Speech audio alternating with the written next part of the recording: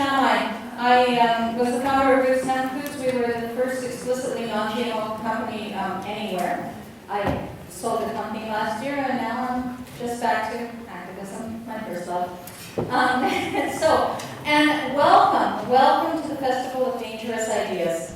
I am thrilled to be here because what a wonderful, dangerous idea that we're kicking off with. Seed is sacred.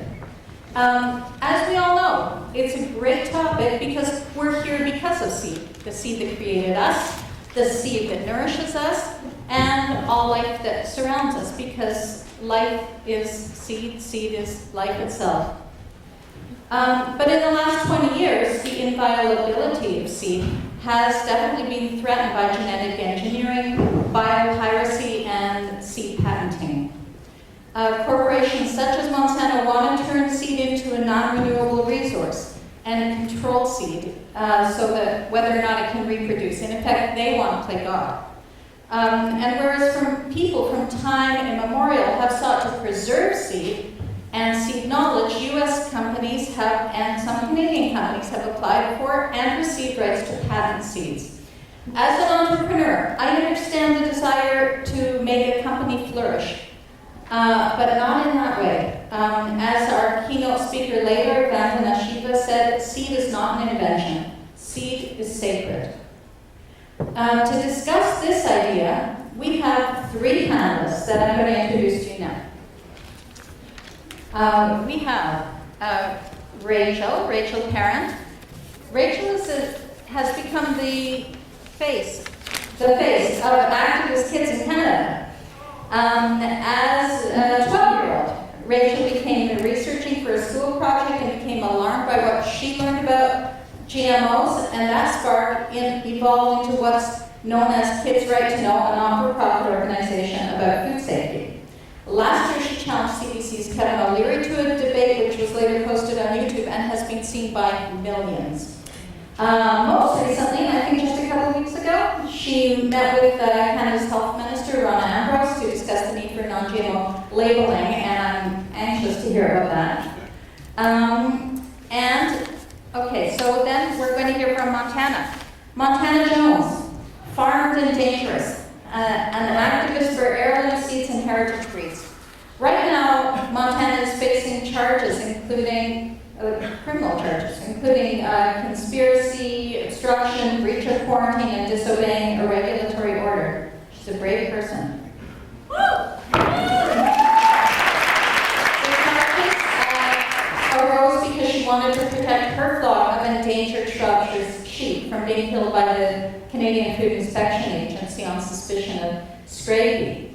After they had killed them all, they found that none of the sheep had scrappy, but they had just eliminated some rare genetics. More sheep than now exist in all of Canada. You have to wrap your mind around that. It's unreal. Montana's so-called crime may be her dedication to preserving agricultural biodiversity. I call her a hero.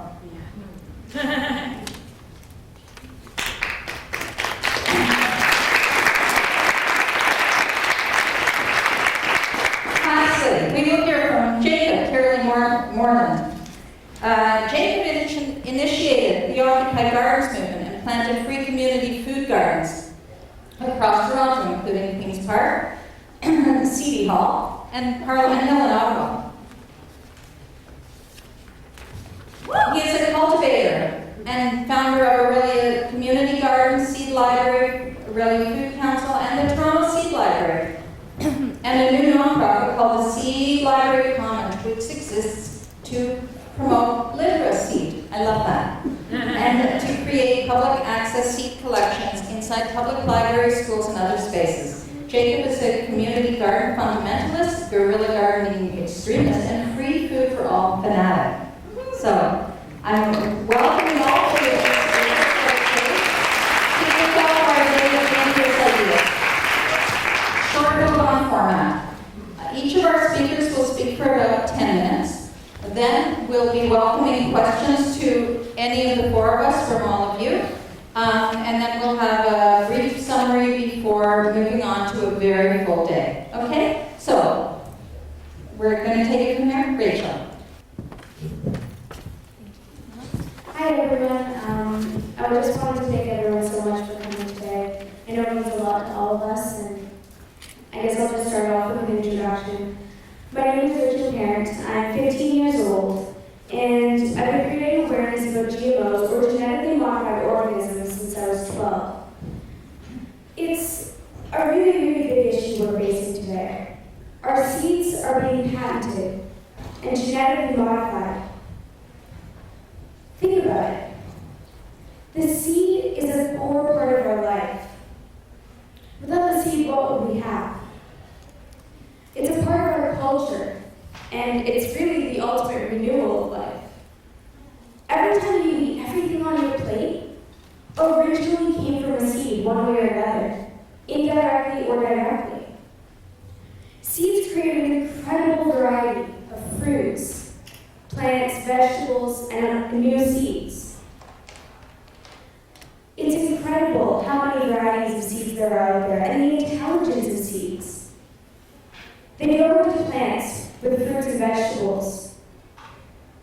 And each fruit and vegetable is different, with different nutrition, that offers us the nutrients for us to keep going. For thousands of years, farmers cultivated seeds, and they cherished their seeds.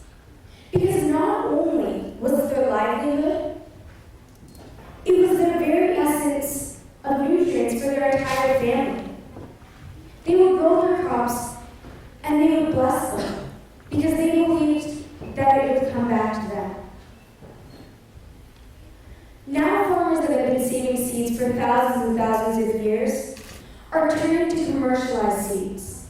Seeds that are patented by huge corporate companies. Because they are patented, farmers have to buy these seeds year after year, along with the many chemicals that come along with it. Fertilizers, pesticides, herbicides, making it cost more for these farmers. A lot of the time it's sold to places like India, even the US and Canada. All over the world, really. And many in the places that are third world countries, they can't afford to sustain themselves because it costs so much more to buy these genetically modified seeds. Chemical companies are genetically engineering crops and are quickly taking over our fields. The chemical companies promise that genetically modified seeds would be better for the environment, give us more nutrition, and use less water. If only that was true. In reality, what's happening is, in fact, genetically modified crops are increasing yields. Since 2 decades ago, when GMOs were introduced into our diets, pesticide use has gone up by 400%. That's a huge number. GMOs are not only impacting our environment, but our health as well. There is many health risks associated with GMOs, such as organ damage, digestive disorders, even things like allergies and tumors. And to go back to the environment, because of the increased pesticide use, these pesticides are going into our soil and our water. It's also going into our air, and it's killing off our bees and our butterflies. It's crazy to think that over 50% of the bees worldwide have already died off. Yet they are our main pollinators. And they are responsible for 1 in 3 bites of food we eat every day. Think about that. If we don't have bees, our food supply will be completely devastated. One of the biggest issues we're facing today is cross-pollination. When GMO crops are planted near a conventional or organic crop, seeds oftentimes travel from one farm to another. When these GMO seeds end up in the organic farm or the conventional farm, the organic farmer is held liable, or worse, has to face a lawsuit for having illegally grown patented seeds in their fields. That'd be like you being sued by your neighbor if you spray painted his house purple and some of it blew onto your house. We've been unknowingly eating GMOs for the past 20 years. Some of us for our entire lives. I was born into this world when GMOs had already been around. GMOs were introduced in the early 90s, and I remember originally my grandma had started protesting against them very, very early on. And I found out about GMOs when I was eating cereal one day. She said, you know, that cereal might have GMOs in it. Of course, I was like, you know what? Food is food. I don't really care. But when I started to find out about GMOs, and I did my own research because we had to do a speech in school, I realized that it was a lot bigger of an issue than I thought. And I started to really appreciate the seed, how important it is for us. It's the very essence of life. Without the seed, there is no food or biodiversity. My generation will have to live with the consequences of the actions we take today. With all these complications with GMOs that are happening and genetically modifying our food, from the environment to the dying off of our bees and butterflies, did any of your generations have to deal with that? Did any of you have to deal with the fact that you might not have a future? Because our generation does. It's extremely devastating, and it's hard to go through with it, but that's why I'm doing what I'm doing. Because it's hard to just stand back and do nothing. Once you know about an issue, you have to take action. You can't just stand around and wait for other people to take action, because they won't do it. That's what I figured out early on. And that's why I took action. So, the question is now, why are we letting big corporate powers control our food supply? Corporate companies such as Monsanto, Dow, DuPont, and many more. Monsanto, for instance, produced Agent Orange, DDT, and PCBs. And we're really allowing them to control our food supply. It's time to exchange and to save seeds. What we have to do is work together as a community. We have to collaborate. Because if we don't, we're going to lose all our seeds. Right now, more and more products are made seedless. This year I was trying to find grapes and oranges and watermelons. I was trying to find them with seeds. I spent all year trying to look for them. There wasn't any. I looked in the supermarkets. I looked at farmers markets, and I couldn't find it. And the thing is that I'd like to grow them, and I'd like to pass those seeds on for generations to come, to my children and their grandchildren. That's why we have to save seeds now, before it's too late. Another thing is we have to take action. We have to demand GMO labeling. Also, another thing you can do is demand your supermarkets to bring non-GMO foods and foods that have seeds in them. Also, tell your supermarket manager that the reasons that you want these things. Because without their knowledge, then they don't know why you're not buying their products. Another thing is vote with your dollar. This is one of the biggest things you can do. I mean, if manufacturers notice that you don't want to buy products containing GMOs or seedless products, they're going to start taking them off the shelves. So that's why we all have to work together. Another thing that's extremely important, and I beg all of you to do this, I encourage all of you, is to speak to your local member of parliament. This is extremely, extremely important. And actually there's a motion going around, it's called M480, and it's being brought to parliament by an MP from the NDPs. His name is Murray Rankin, and he's trying to get GMOs labeled in Canada. He's amazing, and I really, really urge you to contact your local member of parliament and ask them to support M480. Also, a new initiative that our organization has just brought in is we're going to be doing an I'm Not Science Experiment Day. And it's going to be national within Canada. And what we're going to try and do is get as many people to wear the I'm Not a Science Experiment shirt, which you can pick up at our booth later on, if you're interested. And what it will be a day of is telling your neighbors, doing initiatives. It could be as simple as baking a tray of cookies and bringing them over to your neighbor, telling all your friends and your family about GMOs, about preserving seeds. That's what this whole initiative is going to be about. So if you'd like to support it and if you'd like to help out, I'd suggest buying a t-shirt. I believe they're $15 to $20, and it'll help not only with our funding, but to let everyone know about GMOs. It's time to take back control of our seeds, our food, our health, our environment, and last of all, our future. Because we're going to have to deal with this. So I think we should all take action together. When you go home, because I know there's some amazing panelists here today, don't be inspired for the next 5 minutes and then forget about it. I know a lot of people, they go home and they're inspired and they want to do something, but they don't know what to do. Make sure that you take action, because that's the biggest thing you can do. Don't just stay and let other people do stuff, because in reality, people won't take action unless you do. So it's up to you, and it's up to every one of us to make this world a better place for not only the youth, but for every single one of us. Thank you.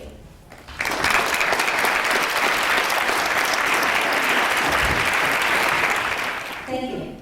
Okay, Montana. Well, I feel right at home here today. Thank you. Welcome.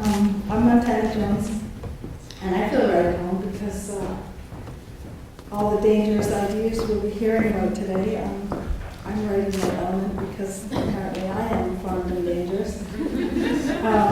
I'm not a criminal though. I'm a shepherd and a farmer who's been conserving rare breed sheep for the last 14 years and farming various other heritage breeds and heirloom vegetables for the last 30. I'm very dedicated to saving Canada's heritage livestock. Not just my sheep, but to preserving our country's agricultural biodiversity with all heritage breeds. I was never particularly political. I just wanted to live in the country with real animals and grow real food and live on a real farm. But living a quiet life is no guarantee that you will find peace there. Look what became of my good intentions when I tried to preserve the genetics of my rare sheep.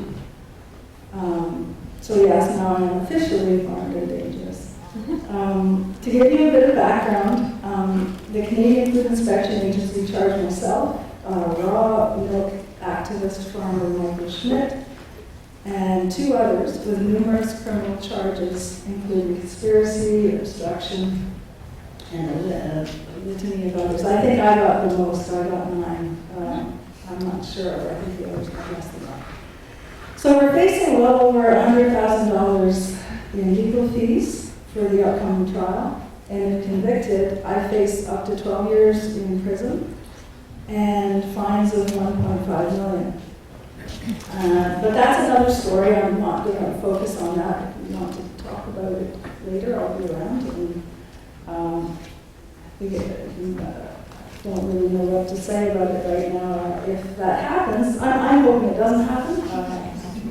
Of course, if it does happen, I'll have to get someone to look after the remaining animals at the farm and maybe write about it in there. I don't know. But that's another story. I know you probably already know all about Ontario's species at risk and endangered wildlife. But extinction doesn't just happen in the wild. Our domestic heritage farm animals are very much in trouble, and many people don't realize this. And to explain first what a heritage breed is, a heritage breed is traditional livestock raised by farmers in the past before the rise of agricultural or industrial agriculture or factory farming caused a drastic reduction in breed variety. So understand this, in the last 15 years alone, 190 breeds of farm animals have gone extinct worldwide. And most people are not aware of that. There's currently 1,500 others that are at risk of being wiped out. And just in the last 10 years, 60 breeds of cattle, goats, pigs, horses, poultry, and sheep have become extinct. We're not going to get them back. And we're not hearing about it. We're hearing about rhinoceros and other wildlife, but we're not hearing about our own domestic livestock that is an integral part of our food system. So heritage breeds really are to the barnyard what heirloom seeds are to the garden. And they are both indeed sacred. They're also very tasty, hardy, disease-resistant, and they grow superbly on grass alone. No Monsanto grain required and fattening. So it's a win-win for us and for the animals.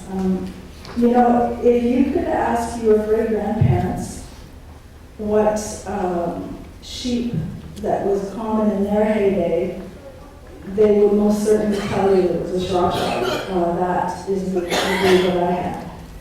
That is if they lived in Canada, United Kingdom, and the United States, because there were millions upon millions. They were everywhere. They were the #1 favorite breed. At the turn of the century, there were millions. And now, in Canada alone, there are less than 100 registered females. Thanks to no small part of CFIA for taking out the last couple hundred. They can still be saved, but it requires that we have a consciousness about heritage breeds that we don't seem to have right now. We're just starting to develop one as it relates to heirloom seeds and the importance of it. Every country has its cultural heritage interwoven with its food and family traditions, and by association, its breeds and seeds as well. So when we let an agricultural monoculture take over, we're not just losing seeds and heritage, we're not just losing seeds and breeds, we're losing our heritage. Most people, for instance, don't realize that 90% of all the food that we consume comes from 8 animal meats. So the milk that you drank came from, it didn't come from Michael Schmidt, it came from, he actually has heritage breeds, as do many of the speakers that are from here today. Like Harry, he has heritage breeds, Harry Stoddard, we'll hear later. But if you drank milk, the odds are it came from a Holstein. If you ate chicken this week, it likely came from one hybridized chicken breed. And that breed has been so heavily bred for high yields and fast weight gains it can't even live beyond 6 weeks. It can't reproduce itself. It needs to be artificially inseminated. Same with the broad-breasted white turkey. So it's the same with our beef breeds. They're over 60% all come from 4 main beef breeds. And there are hundreds of beautiful, thrifty, productive breeds that we should be using. And the heritage breeds were bred over time to develop traits that make them particularly well adapted to our local environmental conditions. And they are a huge advantage for, there's more and more people taking up small homesteading now, going back to the land, wanting to learn more about the food and the farmers markets that I hope that you frequent. Ask them about their animals and ask them if they're using heritage breeds and heirloom seeds. The breeds that they're using in industrial agriculture are bred to produce high yields of milk and eggs, etc. But they're all done so to develop very unnaturally in confined agriculture, in confined quarters. Whereas the heritage breeds, they can survive in harsh weather, they thrive on pasture, and that's a win-win for us. Rarely have to use antibiotics with them, don't use any grain, as I mentioned. So if we want to change that, if we want them not to die out, and we want to have access to more of heritage breeds when we're shopping in our food system, and change what we're eating, we really need to be part of the conversation about the food system. And we do have that power. As Rachel was saying, when you go to your supermarket or farmer's market, ask them. At first they will probably shake their heads and scratch their heads and wonder what you're talking about. Well, that's an opportunity for you to give them a little elevator speech on what a heritage breed is, and that's and why it's so much better. It's up to us, it's up to you to start that information flowing and to start the education growing. You can also support, there's a small, very small but struggling and trying to make a difference group called RareBreedsCanada.org, and in their quest to preserve heritage genetics in the barnyard. The other small group that has done an enormous amount for heritage breeds is actually Slow Foods International. And Slow Foods Canada has in large part to their activities with chefs and sourcing local meat and having an interest in the culture in our food. They've been successful in helping the Tamworth breed of pig finally get off the rare breeds list. It was endangered for years, and it's our Canadian pig, by the way. It's a British-based pig, but it's our pig. It's our heritage pig. And so Slow Foods Canada did a tremendous amount just to bring knowledge of that. So when you go into a restaurant, you might now see on the menu, whether it's Berkshire chops or Tamworth bacon, that's what you want to order. And if we all took a moment to educate ourselves on those choices, I believe we would choose heirloom seeds and heritage breeds. So it's not just about the sheep, it's not just about what they did to me, it's about a misuse of government power that we've handed over to them. And our government, that we pay them to ensure our food is safe and make healthy choices, it doesn't feel to me like they're doing that as well as they could. So what can you do about it? You can be mindful of your food choices. Other countries are miles ahead of us in the heritage food arena. There are artisanal butcher shops all over Europe that take very great pride in being able to offer a Gloucestershire Old Spot sausage or a Berkshire Bangers with their mash. So it's really taken off, and I don't see why it couldn't take off here in Canada. There's subtle nuances in aroma and flavor, and people are getting really excited to discover that chicken can actually taste like chicken when it's a heritage breed, when it's raised naturally. So by protecting these sacred things, we're protecting our future, as Rachel has already talked about as well with our seeds. So if you choose heritage breeds and heirloom seeds, you are on your way to food freedom. Thank you.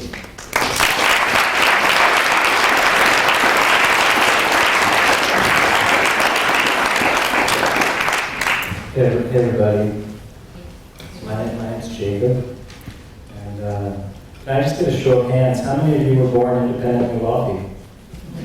Just raise your hands. Good question. It does depend what you mean by that.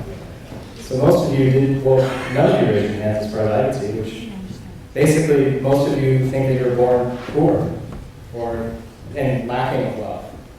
And I think it's a very telling position you all have there. I was born incredibly wealthy. I don't know about you guys. I'm not sure exactly what I'm going to talk to you about. The topic seed is sacred. For me, that means that seed is seeds are life. Seeds are living things. Seeds are the source of life. Without it, none of us would be here today. Seeds. The problem with seeds that I see is that seeds are no longer sacred in our economic system. Seeds have become another commodity to be controlled and privatized for private profit. I wrote down a bunch of keywords here. I'm just going to say them real fast. And consumerism, love, commodity, property, capitalism, homogenous, connection, community, disconnection, alienation, power, colonialism, cooperation. So the state we're living in, Canada, is premised upon violent colonization of Indigenous peoples. And so the governing worldview, this paradigm that we're trapped in, that a lot of us have been educated in and been brought up into, I think is actually antithetical to life itself, to the flourishing of life. I think it's actually kind of a death-based system. So the longer we're here, the more our life support systems cumulatively on this planet are in a radical state of decline. It's not just the bees or the birds and the butterflies, it's literally all life as we know it. And as a high school student growing up and reading the newspapers, this was really shocking. This was really, it makes me really scared and angered. When I was reading the newspaper and I was seeing the debates, the little narrow debates that were happening in the newspaper, we go left, we go right, or tax or no tax, or these kinds of things. And I was getting really frustrated because nobody was actually really talking about the issues or talking about anything that we could do about the issues. And so I was like getting really radicalized. I was like, we got to stop doing this, stop doing that, stop doing that, stop doing that. And people didn't really want to stop doing what they're doing because people are really comfortable. And a lot of people didn't really have much choice. Their freedom was constrained because they have been, they've become another commodity in this political economic system for the sole purpose of the accumulation of profit. And then that, of course, equates to progress and happiness and wealth, which none of us have, right? Because none of us were born with a lot of capital, or at least monetary capital. And there's many different forms of capital. Unfortunately, I don't have time to get into it, but you can speculate. I mean, there's social capital, there's human capital, your ideas, your experiences, your community, the resources you can acquire from that. There's also natural capital. And all of our monetary capital is premised upon us working with all these other forms of capital. And so I think we're kind of experiencing also at the same time a global debt crisis. So as I was coming of age, going to my first year of university, our global economy, our global society was going through the Great Recession. What does this mean? It's absolutely absurd. We have an overabundance of food, enough that we just throw something like a third of it. And at the same time, there's about 1 billion people without access to food. Hundreds of thousands of people in this city that we're in right now lack access to food. It's kind of hard for them to vote with their dollar. You don't have any dollars. I don't have any dollars. And so I was starting to think about more radical approaches to social change, and reading up about revolutions and movements across the world and how people have come to social change. And I was really concerned with climate change and all these issues, and I wasn't really sure how to apply myself, where to put my energy, until I went to a seed exchange, a seedy Saturday event, which would volunteer in the city. And we were packed like bees in a hive, and we were all buzzing around, and I was like overwhelmed by hundreds of organizations and individuals doing amazing work all across the city, and I kind of saw the whole movement there. And I was so inspired, the purple carrots and the purple beans and the purple everything, and I threw it all in my bag, and the next day I had my goodie bag, and I went through it all on the floor, and I saw the Toronto Community Garden Network, and I was like, that's it. At the time I was studying social network analysis and the connections between people and why these connections matter, and I thought that agriculture, it's kind of the basis of our civilization, it's the basis of our culture, of our health, of our well-being. It's central to our economy, to our political structure. Now that the vast majority of us here in Canada, 90% of us live in cities, alienated from nature, disconnected from our food source, the solution for me, a priority, would be urban agriculture, to reconnect people with the life source so that they can once again realize their true human potential and their creative spirit. And so I became a community garden fundamentalist, and I had to start community gardens everywhere. And so we started some gardens at some housing complexes and on private farms, and it wasn't enough for me. I had to garden more. At the same time, I was tracking and mapping and following a variety of emerging global social movements. Because the food movement is embedded within the whole ecosystem of movements, responding, reacting, and resisting the ongoing, destruction of life as we know it, as well as the entrapment and enslavement of humanity by this worldview, by something that is both within us and externally, and is deeply embedded within all of our institutions and our structures. So I thought that if people could become not just food secure, that they had handouts of food given to them, but that people were food sovereign, that people had democratic control over their food source, over their life source. I thought that it might make it easier to start accomplishing other goals, whether that's energy independence or other. And so I was following all these movements, and I was like, we can't just camp out in the park. We gotta do something. And so this idea of occupied gardens came in my head, and we rallied a militia of guerrilla gardeners to make a stand. And we planted these free food gardens in Queen's Park, and hundreds of people, and mainstream news media, the police, heavy cavalry, everybody was there. We all gardened together and got dirty. And then it was destroyed. The state destroyed it, because you can't just allow people to go plant free food gardens wherever they want. It would be anarchy, and almost this would fall apart. And so the next year we returned, and we had an original musical theater called No Garden is Illegal. And our lead character, the squirrel, was arrested for planting nuts without permission. But that time around, the state was sure to conspire with the news media to make sure that this narrative, this story, this alternative wasn't able to get it to a large amount of people. And this is how it happens. Because if you control the media, you control the flow of information. You create and control capital. Then people are powerless, and they can't change the circumstances that they're in. And so, for me, it wasn't enough just to share free food with people, to make food free. But it was also really happy carrying around big bags of apples and food all the time.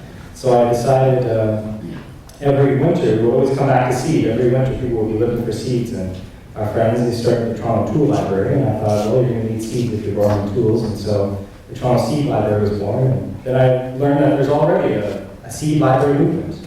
And seed library evangelists in the West Coast of California have started all kinds of amazing resources. And so I kind of shifted my focus and targeted seeds, because seeds are central within the agricultural system, and the agricultural system is central within our social system. And so in order to decommodify seeds, to take it out of this monetary market system that is controlled by a small few for their personal benefit, I thought the best way would be to make seeds free and to put seeds back in the commons and to literally put seeds into people's hands. And so I do that by carrying seeds with me wherever I am and pushing seeds on people. I'm kind of some kind of dealer in that respect. I can get more into that later, but maybe I'll just say a little bit of comment about rhubarb, king vegetable. The rhubarb patch on our family farm, I live on Farm Aurelia, right behind the rhubarb patch that extends from me to that camera is a patch of asparagus. And asparagus is a perennial vegetable. It comes back every year. It's well suited to our climate. And this asparagus was growing there for about 50 years on its own. And so every spring we would go there and cut it, and it's the biggest, the best, the highest quality asparagus you could possibly imagine. And I would also cut the rhubarb, because everybody over a certain age, 40, probably has a memory of walking around their backyard with a little cup of sugar. And raise your hand if you get that memory. Yeah. And so I would cut little rhubarb to hand out little ruby snacks or hints of rhubarb in the public to kids at gardens and on the street or whatever. And they become addicted. They would develop a chemical addiction, a habit. And then they would come back to the gardens looking for their next hit. And that rhubarb, of course, is a gateway veg. Leads to much harder veg later on, like wheat and rhubarb. I just wanted to comment on carrying the asparagus seed here. Asparagus is typically propagated vegetatively, i.e. they dig up the roots and then they spread it, so you don't actually use the seed typically, but I was like, why not? And so I started saving the seeds and filling up these pill bottles, because seeds, of course, are more powerful than pills for making people healthy. And started putting other seeds and coin on those, because I think seeds are more valuable than coins. It's a currency. Currency. Literacy as well. Maybe I'll just skip back to literacy, because literacy, I think a lot of people, they're really concerned about these issues. I think most people are concerned about these issues, but they don't necessarily know where to start or where to begin. And they don't necessarily have a connection to people who are actually growing seeds. There's very few seed farmers actually let people have a skill in actually growing these seeds and preserving these varieties, which is why they're rapidly depleting. And so I find that there's a lot of anger and frustration and a lot of saying no to something, and there's not as much energy and inspiration going into things that we want to do, the vision of the world that we wish to live in, and then fewer people actually live in that vision, so that they can provide a demonstration and example to inspire other people to live that way. And so we've gone on to create a network of seed libraries across the city, and we discovered that, because the system is based on death and debt and waste, profiting off the waste and off the death of living things, then our food is thrown out in the trash, but also seeds are thrown out in the trash. Seeds wind up in the dumps of capitalism. And so this year we were able to redirect literally over 75,000 packs of seeds from the trash to redistribute for free to thousands of gardeners across the city, school gardens, community gardens, as well as with seed literacy. Literacy, to teach people how to grow and save these seeds so that they can retake control over their life source. I also wanted to comment just a bit about our current state of affairs. As we continue this work on the ground, we have to be aware that there are higher powers working to suppress our movements on the ground, and that it's incredibly important that we are aware of what they're doing and how they organize, and that we also organize and raise awareness amongst ordinary people. And so I wanted to encourage you not just to speak to your MP. I spoke to my MP, and he's very happy. He thinks GMOs are great. They're really good stuff. All the things he's read about them, they're awesome. So I don't know how many of you have a conservative MP. I do. And so I'm actively organizing a campaign to unseat him, to put in a candidate, put in a person who is. And don't just speak to your MP or vote for somebody. I say run yourself. Seriously. That's what I'm going to do. And I appreciate any support. I've never run for federal government before. It's not something that's I think it's really important that we actively confront the power players in their space on these topics and just keep doing it. And if we can get young people to do it, then we'll just get good at them. And so I think that it's probably, to do that though, we need to agitate the opposition parties to cooperate politically so that we can have some kind of national food strategy that encompasses GMO labeling, but also makes food a human right, the right to food, so that people, I think that's absolutely critical because we only get, we're only here for one go around the sun kind of, and we might as well go out with a bang. And free food for all, why not? We have more than enough. We just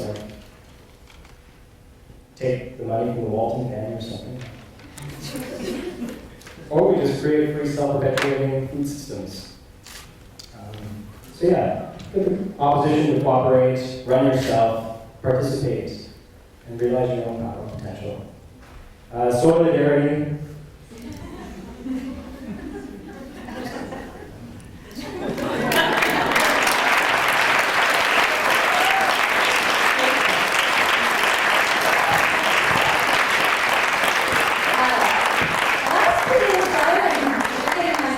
Thank you so much.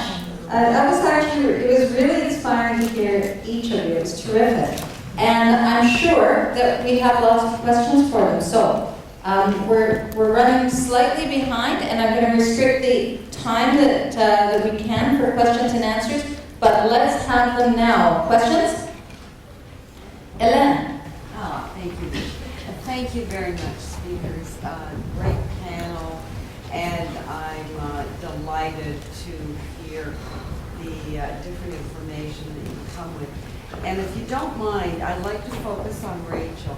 And Rachel, the reason being not only your content, but it's you are representing young people and kids and teenagers. And so often in all the polls that are taken, they do not represent ever your age group, younger, never, never.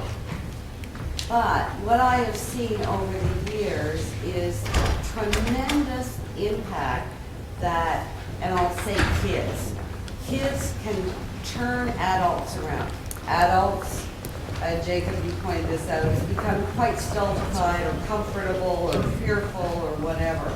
Very hard to shift their behavior and their opinions. But when you speak with your friends and your age group and younger, do they get what you say? And do you feel any kind of sense of energy? Are they about to start affecting older people? I think, and it's a great question. I go to many schools to speak across Canada and as well in the US, and I've noticed that since the beginning, kids have become more and more interested in what's happening with their food. I've noticed a lot of the time is that there's such a disconnection in the beginning. Kids are so focused, for instance, we're born with this, and we have our phones. A girl came up to me the other day and she goes, "You can plant a seed?" Yeah. And I think it's just bridging that gap and getting people to really understand what's happening with our food system. Once I explain to kids that they are genetically modifying our seeds and putting DNAs from animals and bacteria and viruses into the seed so that when it grows and a bug eats it, their stomach explodes, they get it. They understand that it's going to affect their health and and the environment as well. So that's great, and we've noticed a lot more kids have come to our marches. our first march, this was my first march ever organizing, and I got about 250 people out. I was thrilled. I was like, yes, 250. The following year, I did the march against Monsanto. We saw so many kids there, and it was incredible. There was about 3,000 people, but about half of those were kids, and it was just so great to see that kids were finally understanding what is happening to our food supply. And after all, we're not only fighting to get GMOs labeled, we're fighting for our right to know what's in our food, and we're fighting for the right to our future. Thank you very much. Thanks for your question. Way up there, you. Yep. You'll have to speak really loudly, and I can repeat it if people have trouble hearing, as long as I can hear it. I just want to ask, why is everyone who gets something to the government not know anything? And then you just go up and they don't know anything about things. Did everyone hear your question?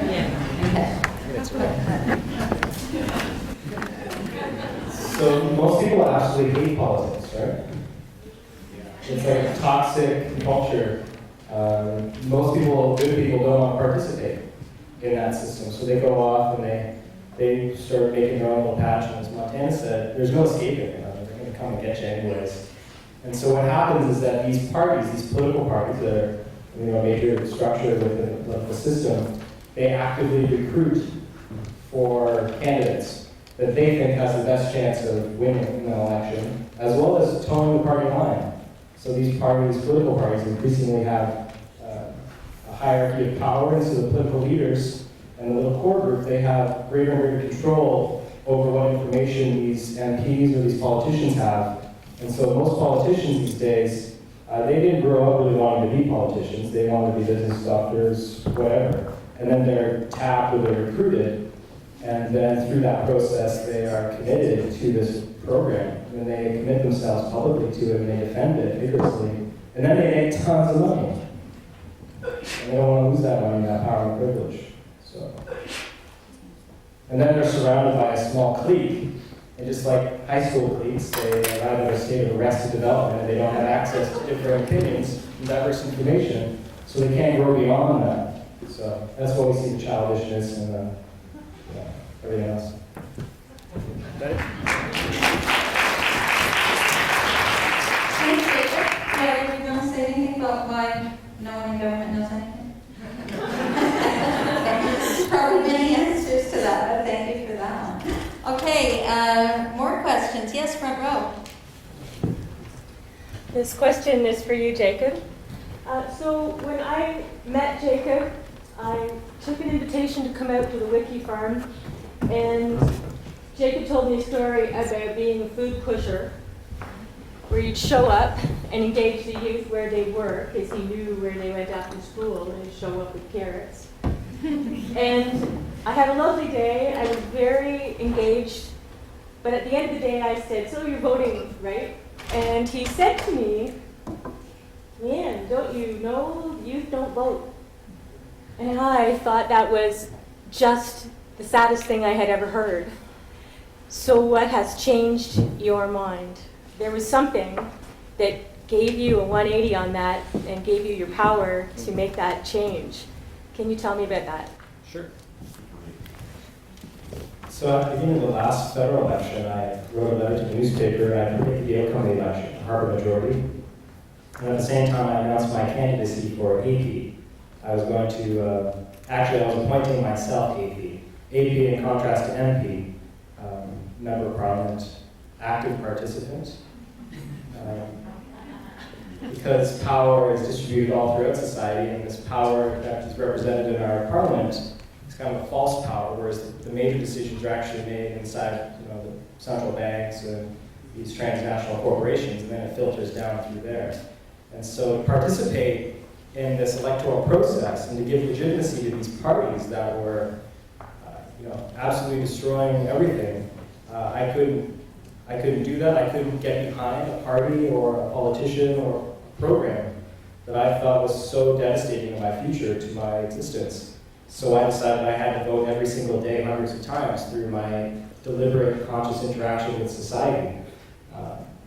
And so every single action we make, every single decision is a vote. It's an exercise of power. It creates the world that we live in. And so in that process, the opposition parties in my riding, they formed a tri-party committee after the election, the Liberals, the Greens, and the NDP. And they started meeting to talk about political cooperation, what they can do locally to beat this Conservative who is not representing them, is not representing the people, and is in fact doing the opposite.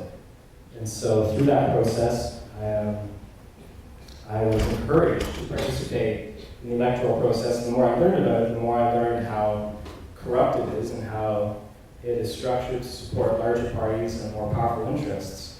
And I thought that just living on the farm, the Wiggy farm, where I live with my folks, was not going to be enough, because this economic system is going to exert so much pressure on us that we're going to potentially lose the farm, our energy prices are going up, food costs, cost of living, that I had to organize actively and campaign on a large scale, national, internationally, to actually begin addressing some of these issues. And so I thought that if I could provide a dramatic demonstration and example and confront the system in such a way that was not giving legitimacy to it, but actually challenging its legitimacy and authority, then there would be really interesting possibilities. And so I'm really excited to join with other young people around to promote cooperation, not just in our political systems, but in our economic and social systems too.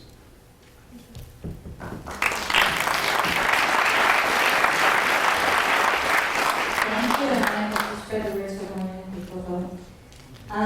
Okay, we only have time for one last question. Where's it going to be? So, okay, how can we donate seed-to-seed libraries? Go to your local library or school or any public space. Sure.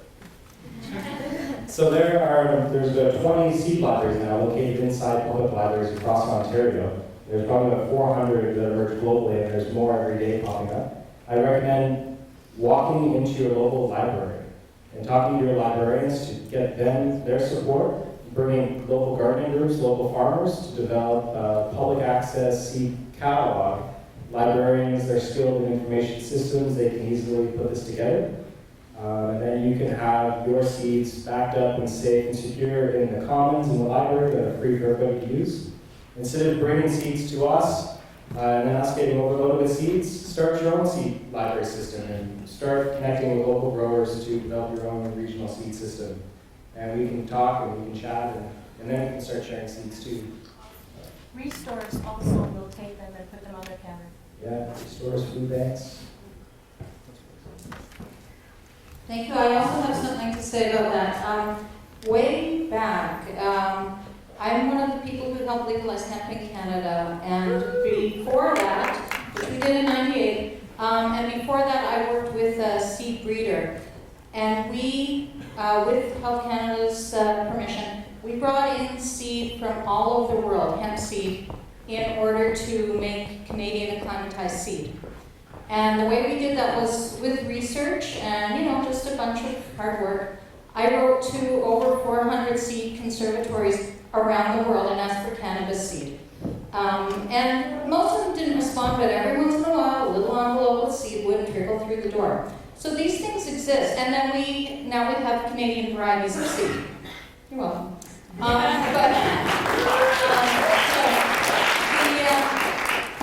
Seed conservatories exist around the world. You can donate and you can also get seed from them. So it's very interesting that people have been saving and are saving seed everywhere. If you're looking for something in particular, do your research. No guarantee you'll get it, but like me, you can write out to them and hope that they respond, because seed is being saved everywhere. So yeah, and you can donate everywhere. Okay? Now, unfortunately, we have to wrap up, but the fortunate side of that is that there's a very exciting day ahead of us. So I'm going to thank all of our panelists.